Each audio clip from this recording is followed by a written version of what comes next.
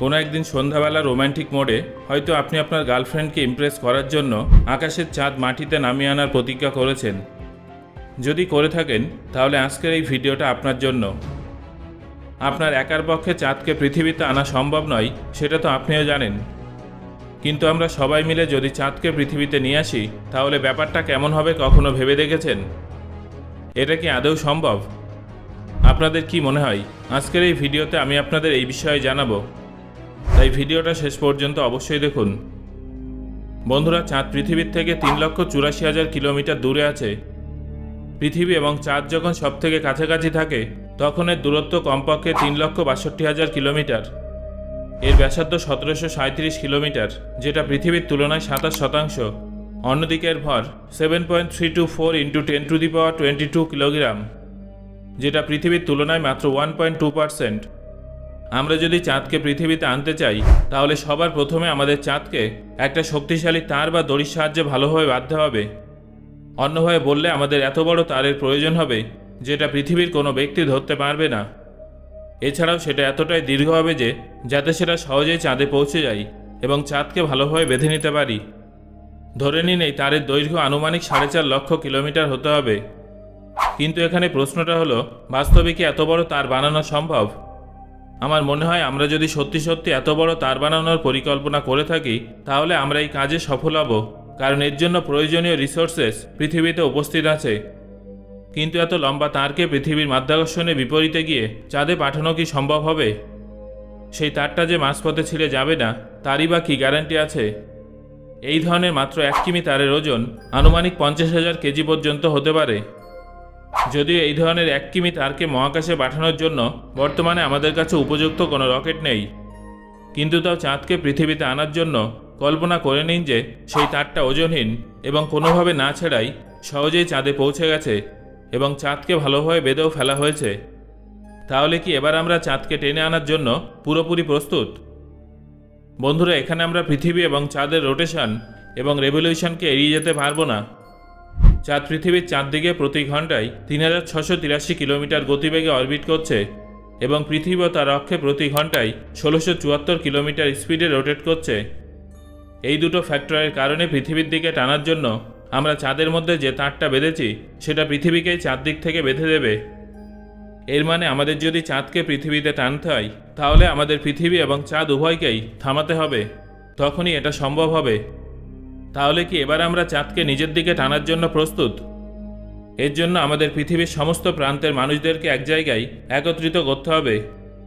এটা আমাদের পক্ষে খুব একটা বেশি সমস্যাজনক ব্যাপার হবে না। পৃথিবীর যে কোনো একটা বড় দেশে পৃথিবীর মোট 770 কোটি মানুষ একত্রিত হতে পারবে। কিন্তু এই 770 কোটি মানুষ, যার মধ্যে মহিলা, পুরুষ, বাচ্চা, বুড়ো, প্রতিবন্ধী এবং সদ্যজাত সবাই উপস্থিত থাকবে, তারা সবাই মিলে কি চাঁদকে পৃথিবীতে টানতে পারবে? আপনাদের জানিয়ে রাখি যে পৃথিবীর সবথেকে শক্তিশালী পুরুষ কোনো অবজেক্টকে 400 নিউটন ফোর্সে টানতে পারে। একজন সাধারণ ব্যক্তি 340 নিউটন ফোর্সে কোনো জিনিসকে টানতে পারে। অন্যদিকে মেয়েদের ক্ষেত্রে এই পরিমাপটা 240 নিউটন পর্যন্ত হয়ে থাকে। গড়ে আমরা এটা বলতে পারি যে পৃথিবীতে বসবাসকারী প্রত্যেকটা মানুষ প্রায় 210 নিউটন ফোর্স প্রয়োগ করতে পারবে, অর্থাৎ 770 কোটি মানুষ মিলে প্রায় 1,60,000 কোটি নিউটন ফোর্স প্রয়োগ করতে পারবে। তাহলে আমরা কি এতটা শক্তি প্রয়োগ করে চাঁদকে পৃথিবীতে টানতে পারবো? আপনারা জানলে হয়তো বিশ্বাস করবেন না, তবে এর উত্তর হলো হ্যাঁ। চাঁদকে পৃথিবীতে টানার জন্যই এই ফোর্সটাই যথেষ্ট। কিন্তু এখানেও একটা টুইস্ট আছে। এটা তো আপনারা নিশ্চয়ই জানেন যে চাঁদ ধীরে ধীরে পৃথিবীর থেকে দূরে সরে যাচ্ছে। চাঁদ পৃথিবীর থেকে প্রতি বছর 3.8 সেন্টিমিটার করে দূরে সরে যাচ্ছে। পৃথিবী থেকে চাঁদের দূরে সরে যাওয়ার কারণ হলো টাইডাল ফোর্স। কিন্তু টাইডাল বাল্জের সময় চাঁদ নিজের অরবিটে পিছনের দিকে সরে যায়। মানে আমরা যখন চাঁদকে পৃথিবীর দিকে আনার চেষ্টা করব তখন চাঁদ পিছনের দিকেও কিছুটা দূরে সরে যাবে। আমরা সবাই মিলে যদি একটানা 1,60,000 কোটি নিউটন ফোর্সের সাহায্যে চাঁদকে আমাদের দিকে টানি তাহলে চাঁদ প্রতি ঘন্টায় 400 মিটার পৃথিবীর কাছে আসবে। মানে 365 দিনে 3,504 কিলোমিটার পৃথিবীর দিকে এগিয়ে আসবে। কিন্তু টাইডাল ফোর্সের কারণে চাঁদ বছরে মাত্র 2,090 কিলোমিটারই সামনে আসবে। পৃথিবী থেকে চাঁদের দূরত্ব 3,84,000 কিলোমিটার, অর্থাৎ আমাদের চাঁদকে পৃথিবীতে আনার জন্য 184 বছর ধরে সর্বশক্তি প্রয়োগ করে 24 ঘন্টা ধরে টানতে হবে। 184 বছরে কত কিছু পাল্টে যাবে সেটা একবার ভাবুন তো। কিন্তু সমস্যা কি এখানেই সীমিত থাকবে? চাঁদ কি স্থায়ীভাবে পৃথিবীতে আসতে পারবে? এর উত্তর হলো না। যখন কোনো অবজেক্টের মধ্যে ভর থাকে এবং সেটা একটা নির্দিষ্ট স্পিডে ট্রাভেল করে, তখন সেটা একটা কাইনেটিক এনার্জি তৈরি করে।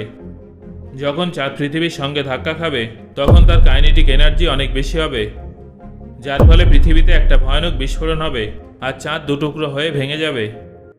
আজ পর্যন্ত সবথেকে শক্তিশালী নিউক্লিয়ার বোমা হলো সারবম, যার তীব্রতা 57 মেগাটন টিএনটি। কিন্তু চাঁদের পৃথিবীর সঙ্গে সংঘর্ষের ফলে যে বিস্ফোরণটা হবে তার তীব্রতা 1,40,000 মেগাটন টিএনটি হবে। আর এই বিস্ফোরণে পৃথিবীতে বসবাসকারী সমস্ত প্রাণী মারা যাবে। চাঁদের ভাঙা টুকরো পৃথিবীর চারিদিকে একটা ডাস্ট ক্লাউড তৈরি করবে, আর কিছু বড় টুকরো পুনরায় পৃথিবীকে অরবিট করবে। পরবর্তী 1000 বছরে এটা পৃথিবীর চারিদিকে শনি গ্রহের মতো একটা বলয় তৈরি করবে। তাহলে বুঝলেন তো বন্ধুরা, চাঁদকে পৃথিবীতে নিয়ে আসার বিষয়টা একেবারেই অবাস্তব। এটা কোনোদিনও সম্ভব হবে না। তাই এরপর থেকে আর কারোর কাছে চাঁদকে নিয়ে আসার মিথ্যা প্রতিশ্রুতি দেবেন না যেন।